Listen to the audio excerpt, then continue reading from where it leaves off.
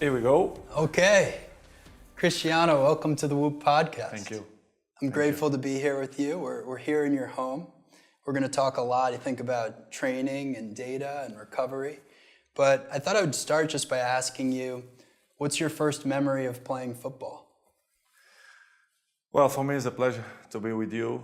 When I started to play football, you mean? Yeah. When I was very, very young, with probably 7, 8, 9 years old, I started to play in home, in the street, with my colleagues, with my friends. And I think this is where everything starts. That you start to feel that the sport is fun, football. Did you fall in love with the game immediately? I think so, yes. Yeah, I thought it was like the first love when I started to play in the street. It was fun, and I said, listen, I like this. Now, did you know that you were going to be a superstar your whole life? Did you have that feeling like Never. No. Never. I will be false if I say yes. In the beginning, when you start, you always have that passion to enjoy yourself, to spend time with friends, and to have fun. But in the beginning, not even with 14, 15, 16 years old, I didn't feel that. Maybe after that, with 18, 19s, 20s, yes, I start to feel everything was different. And in that time period, did you find there were a few people that you gravitated to or who gave you that sort of motivation to say, okay, I can do this? In the beginning, probably was my father. My father in the beginning pushed me a lot, not a lot, a little bit, to follow my dream. In the beginning, with 7, 8 years, it was my father, because he saw that I had some talent, and he kept pushing me to play, not only in the street, but we had a local team in Madeira that they call Andorinha. I don't know how you say in English, Andorinha, no sé cómo se dice esa palabra. I don't know how you say, but now they're going to think it's a club, Sure. a Madeira club that everyone knows if they, Andorinha. I will tell you in English, is the name of the bird. Yeah. And I start, to be with teammates, and I start, the rule of football. I start that there. Now, we talked when we first met about this difference between making it because of talent and making it because of work ethic.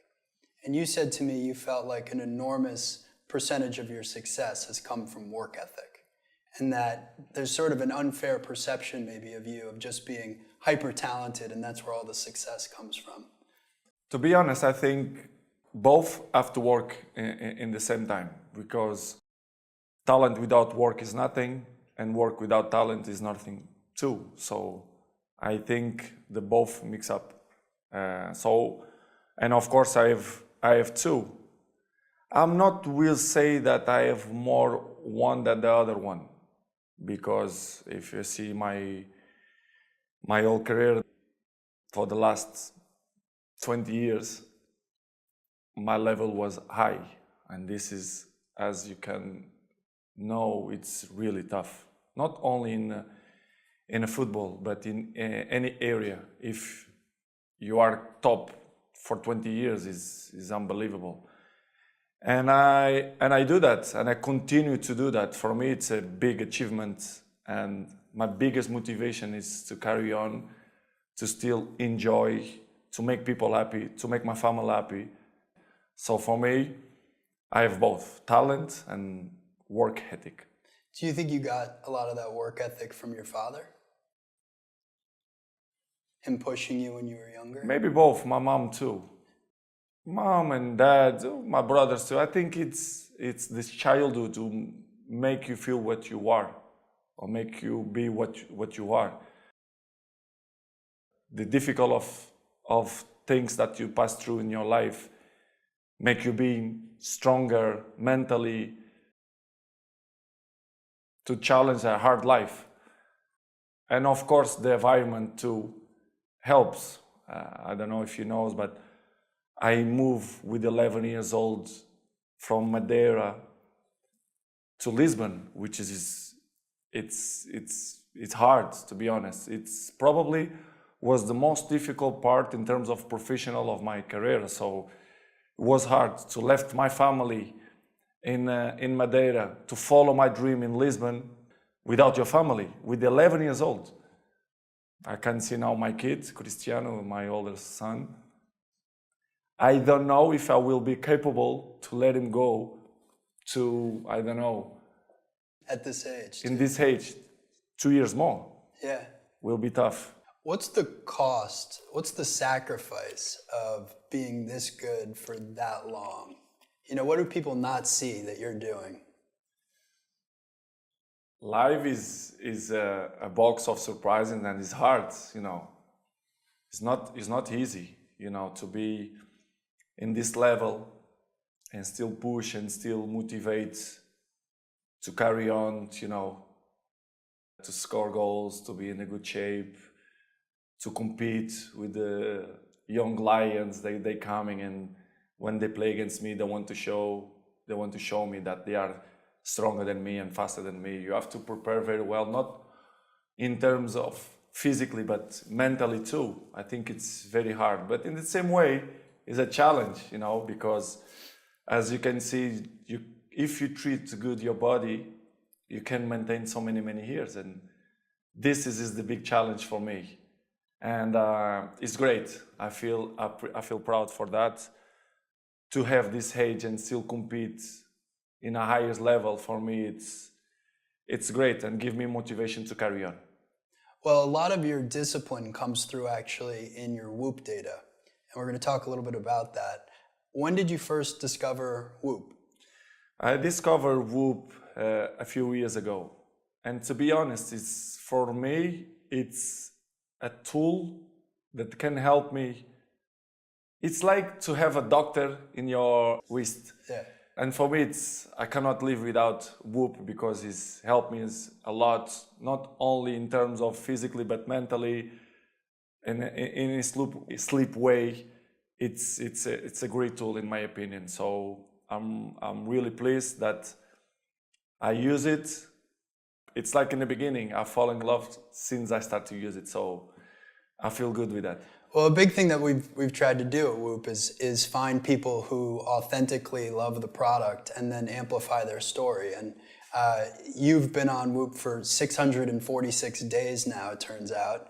You've got 95% compliance, so you literally wear the product nonstop, it seems like. And for us, like, what's amazing is now we get to show the world, how does Cristiano Ronaldo train? What's it like to be him? What is all the dedication and work ethic that goes into it? So with that in mind, I want to talk a little bit about your data. First of all, you have a resting heart rate of 43 beats per minute, which you know, but that's in the top 1% of men on Whoop. And even amongst professional athletes, it's in the top 3%. So that's, as you say, top. Top. Top. That is good. Your sleep performance, 81%. So that's pretty good. So on average, your strain is 14.9 every single day. 14.9. 14.9 out of 21. So that's high. You're getting 51% of your days are in the green, and then the rest are in the yellow, and then a very small percentage are in the red. So even with all this training, your body's still recovering, which is really impressive. What are you doing to recover so well? Well, I can be cookie and say, I give you the map. You are willing to do that? Yeah. It's the main point, because everyone wants to be Cristiano, but I give you the map. You think you will do it that?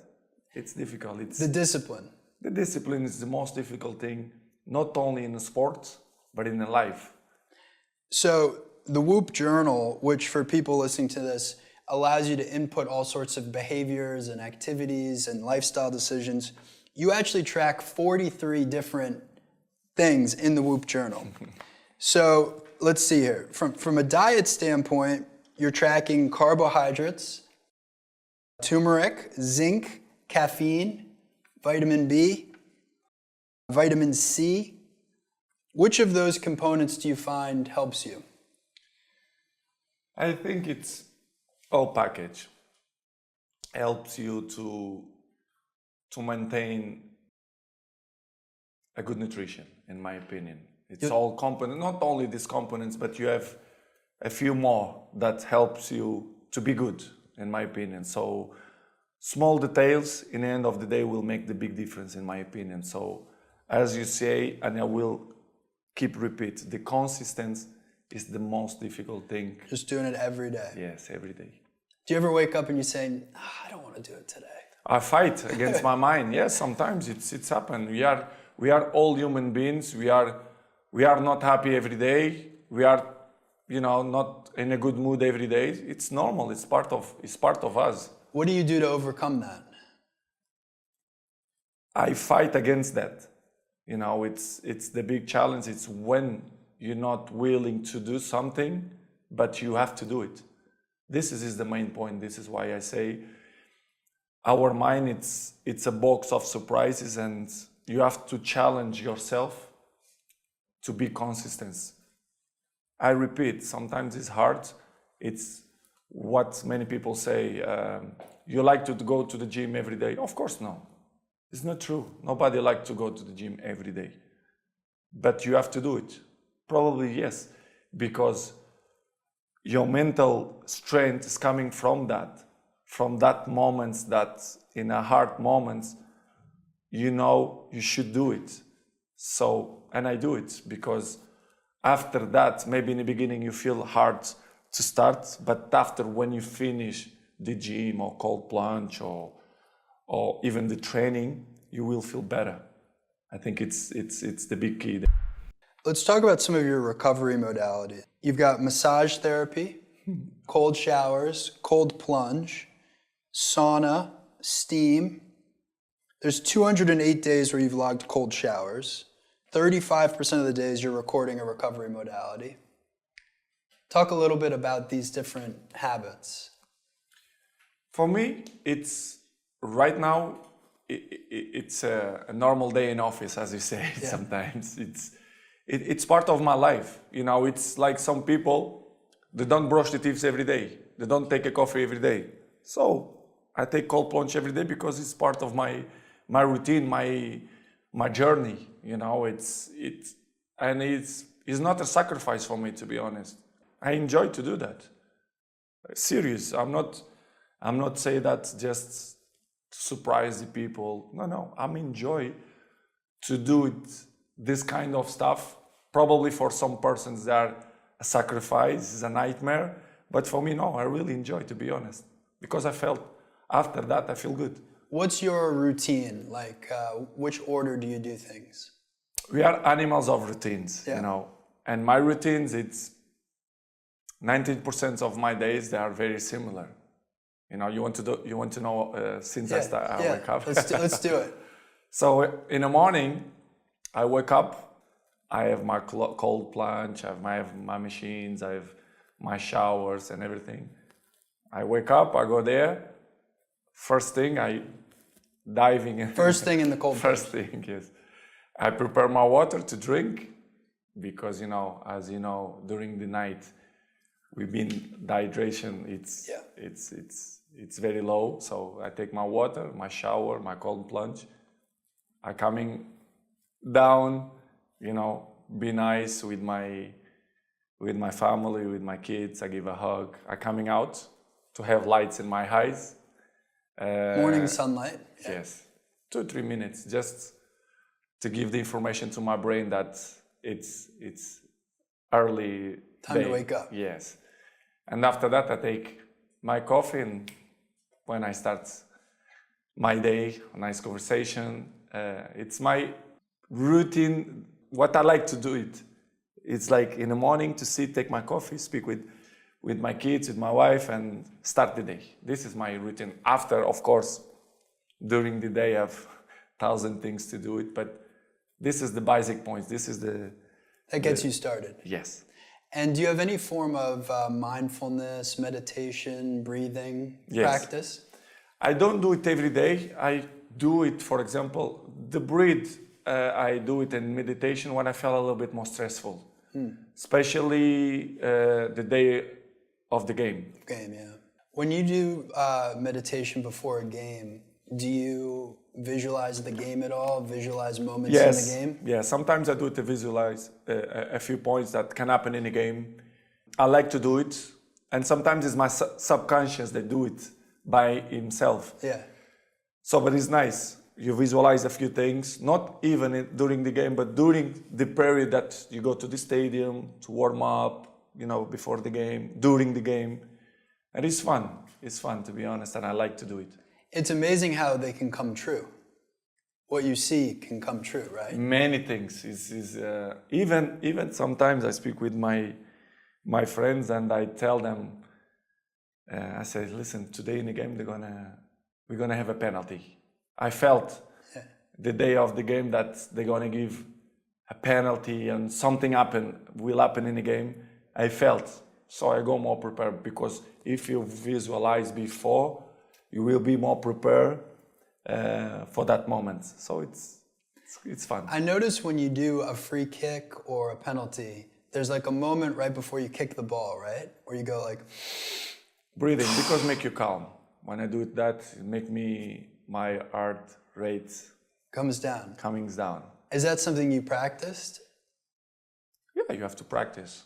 But the routine of it, everything routine, because even in the training I do it. Yeah. I don't do it only in a game. I do it even in a training. So, because it's a habit. When you do it, so many things, one thing, it become a habit. So, this is what I try to do every time. Well, it's really exciting to get to know you more, Cristiano, and talk about all of this. Tell me, why Whoop? Why this partnership? Why? Because I think, as I told you before, for me, is a fantastic tool. Helped me a lot to be a better man, better person, better athlete. And you can see what you do during the day, during the night. So it's a fantastic tool. And of course, that I know too that you, the company, they're going very well, and the perspective for the future it seems very bright. So this is good, and I really love the product. So it's easy, match up for me, and to meet people like you, good people. I know even better that my decisions was perfect. So I'm really glad for that, and congratulations for invent this tool, because it helps so many people, and one of these people, it's me. So thank you very much. And I'll just say, like, for me and everyone who works day in and day out to build this company, and it's many hard hours, these moments and getting to work with people like you make it very fulfilling. So thank you, Cristiano, and thanks for coming on the Whoop podcast. Thank you very much. All right. Thank you very much.